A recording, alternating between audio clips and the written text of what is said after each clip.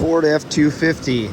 It's only 54 degrees Fahrenheit outside. We have 20-mile-per-hour winds, so it's a cool day to even attempt to be trying to do any kind of AC performance testing. The sun is barely hitting the cab, so there's not even a sun load inside the cab. Vehicle's been sitting for several hours, and so it was stone dead cold. The motor was cold.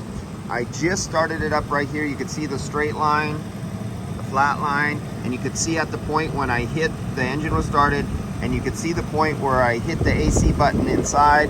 The high side went up, the low side went down, and right now we're looking at pressures. We're just looking at pressures, not temperatures.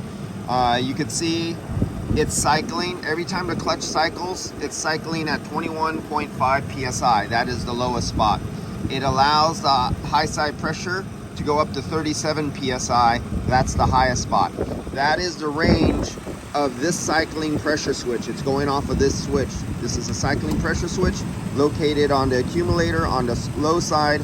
That's what's controlling the cycling of the compressor. It cycles by pressures. Our high side is cycling between 113 psi and on average is going down to 83.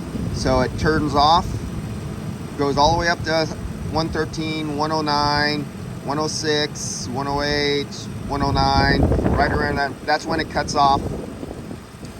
And when this pressure gets down to 30, what was it, 23? Oh no, up to 37, that's when it cycles on. And this is the bottom point right there. It'll start the cycle on right about there. And here's a tall one. Now, we're starting to see a little change here. As the engine heats up and things are starting to heat up, we're starting to see this high side start to drift up more than normal. Look at 123.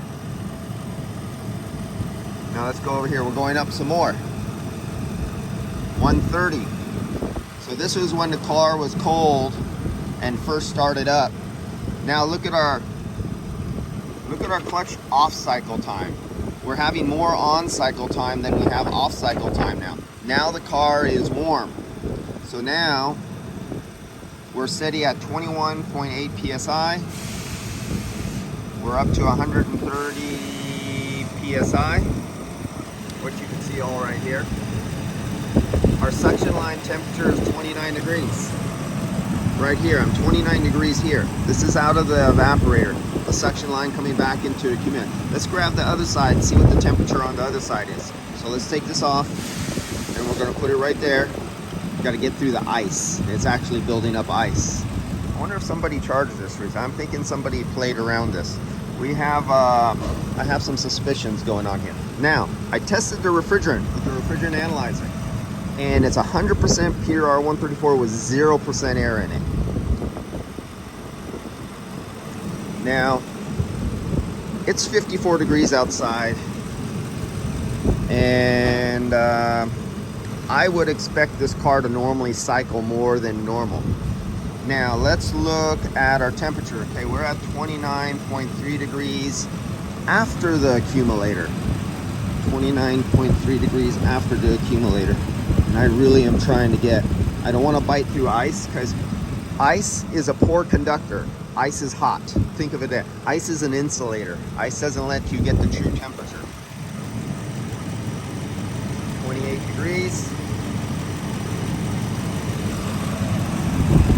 Okay, now that I've let them out, I have not done nothing to this vehicle. I am just analyzing why they're complaining that it's not getting cold. Or it's, let's look at our pressure is staying right at 21.5. That looks like the old style compressor down there. I haven't even looked at this compressor yet. That looks like that's the non-variable. That's the age-old Ford compressor. And our temperature, our pressure is up to 132. So let's go back to our air side. Our air side, here's our air side. So coming out of the dash, so I'm taking in our inlet air here. I have it on fresh air mode, and right there, I'm taking temperature out of the dash right there. So we're at 37 degrees coming out of the dash. You see how icy and frosty this is? And you see on the inlet right here.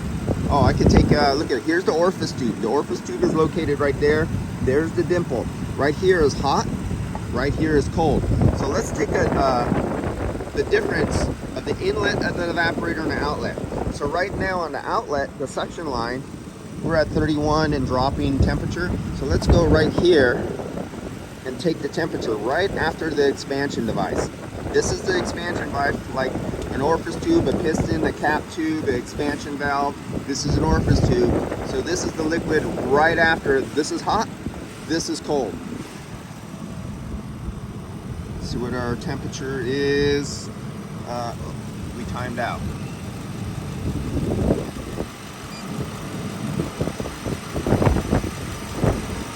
We're 30 degrees and dropping.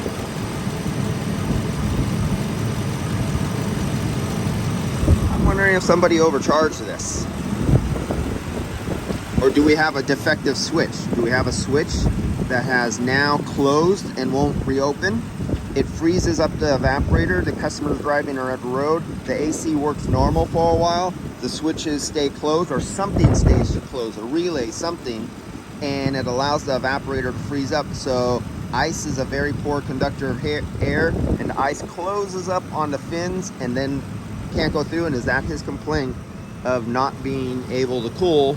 Or is this vehicle so overfilled that when it goes into a hot location, the high side goes so high, it trips the high side pressure, shuts off the compressor, and that's his complaint to say why he's having poor air conditioning performance. I did not get all the information, just customer says AC not working. I didn't get, that's all the information I was fed. So the first thing I'm doing, I'm data logging this, recording this, and I'm going to take flash picture shots of this. This goes with the information of what I found before I do a recovery or recharge, start checking any sensors or anything like that, and then I give them an after and show them how it should be working. So I'm going to stop right here. We're going to do a recovery. There's no visuals on leaks. I already went around with the leak detector. Oh, the low side service valve was on really tight. I could barely get it off. That tells me somebody was in there monkeying around for some reason. And let's see what I find out on the next video, why this is not cycling, because we're 54 degrees outside. Remember that. We are not cycling now. We're staying at 37 degrees coming out of the dash, and our evaporator coil is turning to ice, and the low side switch should cut out. Let's go back to our pressures. It's right at the limit. Now this is a fixed piston compressor. This compressor, if I raise the RPMs, it will drop down below 21.5 and the clutch will kick out. And let me show you, because this is not a variable displacement compressor. So we can mechanically do things and override stuff. And damn, it's cold in here. Holy shit. Okay, I don't mind being out in 54 degree weather at 20 mile per hour winds, but when I have 37 degrees air, let's have this not blow on me. I don't like being in the snow when I'm in a t-shirt. As you can see, I'm getting goosebumps being in here.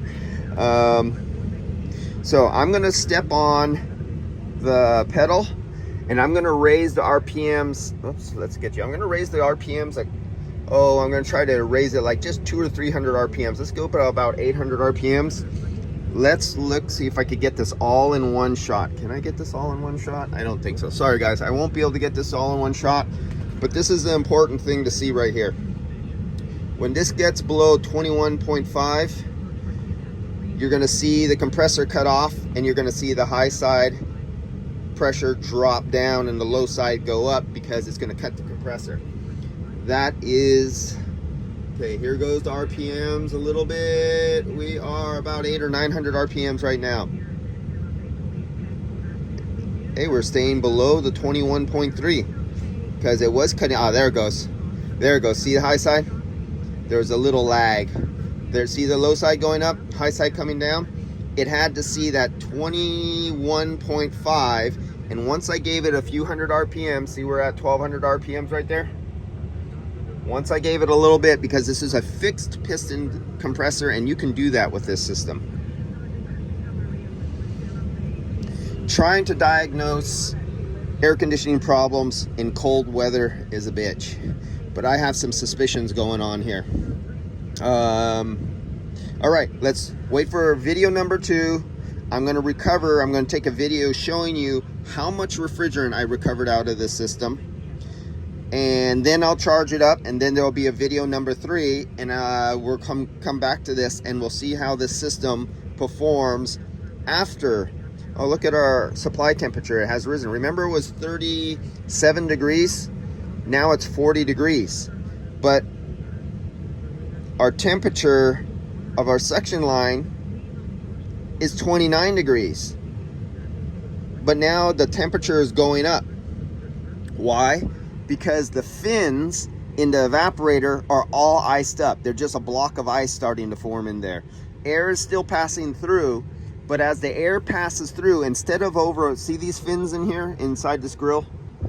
So instead of the air passing over metal fins, metal is very conductive of the cold refrigerant inside the cold metal pipe. But as these fins get thick with ice, ice is a very poor conductor of heat. And it's going through at a fast rate. I had high speed. So the air is transferring faster over the fins, then the poor conducting ice is starting to act like an insulation, and it cannot remove the heat out of the air faster than it's traveling. And that's a problem. All right, let's wait for video number 2 coming up.